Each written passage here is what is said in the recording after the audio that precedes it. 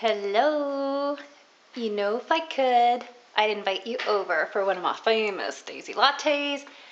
And since that's not possible to have you all over here, things get a little tight, I am just going to show you to the best of my abilities how to replicate the experience at home, okay? All right, so we're going to make this really quick. You need one of these devices, a stovetop screwy thingy, stovetop screw top espresso maker. Just a heads up, you want to get one that's stainless steel, not aluminum. Otherwise, you'll lose your ability to talk. We had one for a few years, and then I was getting forgetful, so I stopped. I traded in for the advanced model. Get this at any cooking specialty shop or Italian foods place. I think this one is called a triple shot. It has like the number 3 on the package. And that's what we want for the Daisy Breve Experience. I use a locally, roasted coffee called Oso Negro, which is Spanish for the bear that is black.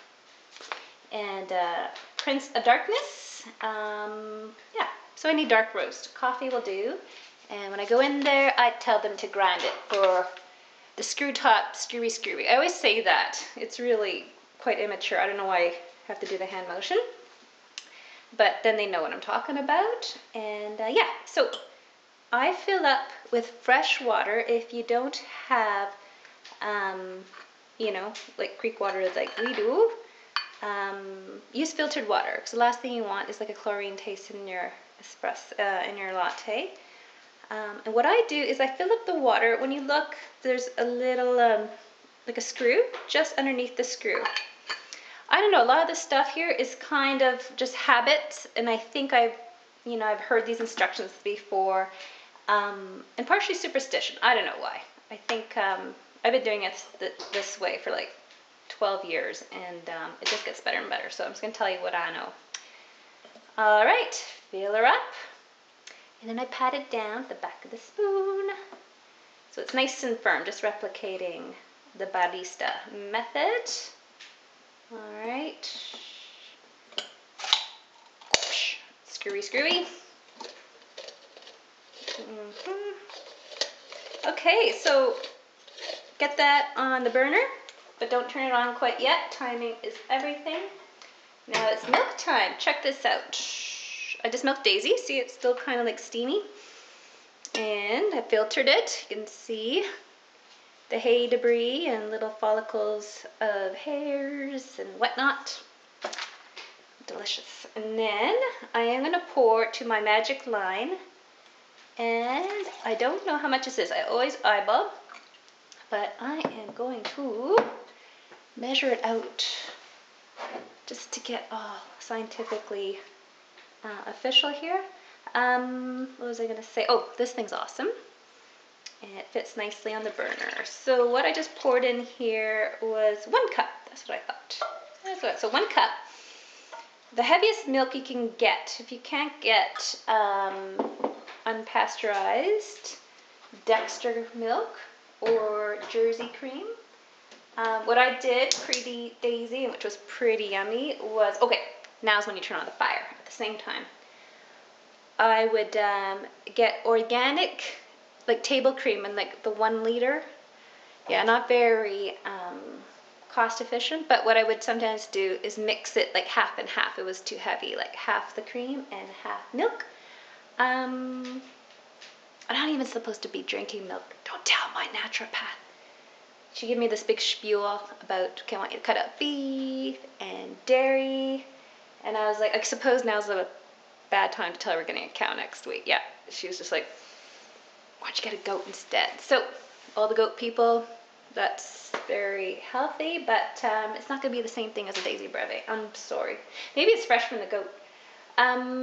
American milk, I don't know. I think you especially want to go organic because I think they use that growth hormones in the States. I think we're safe in Canada on that front, but still, general dairy milk is not the best thing for you, but everything in moderation, hey?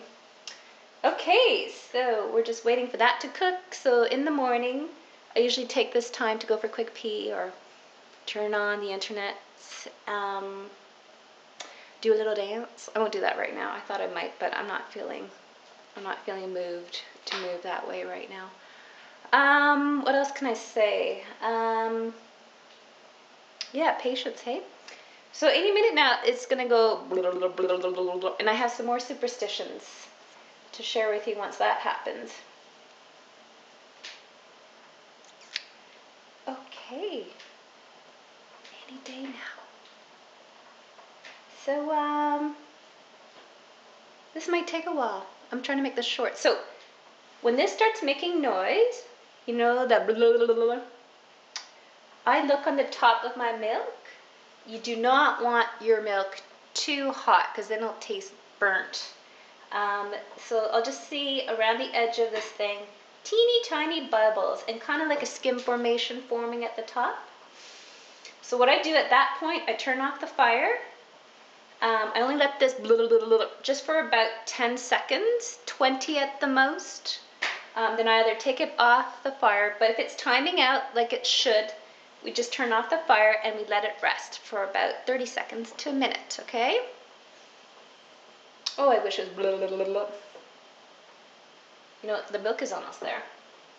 So anyway, so let's imagine that this has been resting for a few minutes. Where's my magic cup? This is my special mama drinking latte cup. It has a chip in it. At first I was really sad when that happened, but now I just embrace it and now it's like very endearing. Like a, you know, like a little kid with like a cute little scar on his forehead or something. It's like, aw. All right, my milk is almost ready. This thing's not going blah, blah, blah. Okay, we're playing pretend. Okay, let's say it rested for 30 seconds. What I do is I pour my espresso into my magic cup.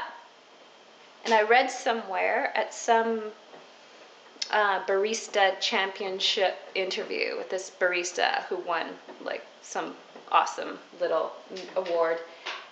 You do not want to wait longer than 20 seconds. This is really funny, but it sticks in my head every time I make it. Do not allow 20 minutes to pass by the time you pour your espresso into your cup and you add the milk. I don't know. I just follow that rule. And I have some pretty good results every time. Yes. Okay, well, my milk is totally ready.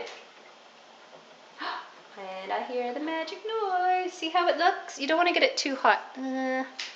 Here, I'm just going to tip you over so you can check out. See? Kind of like skimmy and kind of bubbly.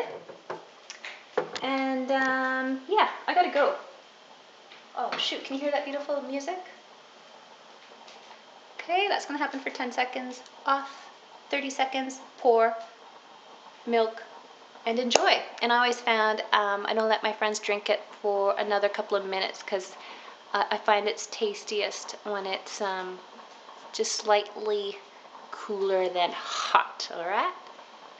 And pretend this is my signing off music. And I'll have to say bye for now. Thanks for joining me, and I wish you could come over. Ooh, before I go, be sure if you're interested in a Simplicity Parenting, Pay What You Can coaching sesh with me, yeah, contact me soon. And I would love to be able to use you maybe as a testimonial because I'm going to be launching the official page for that starting the new year with new rates, okay? All right, signing off. Bye.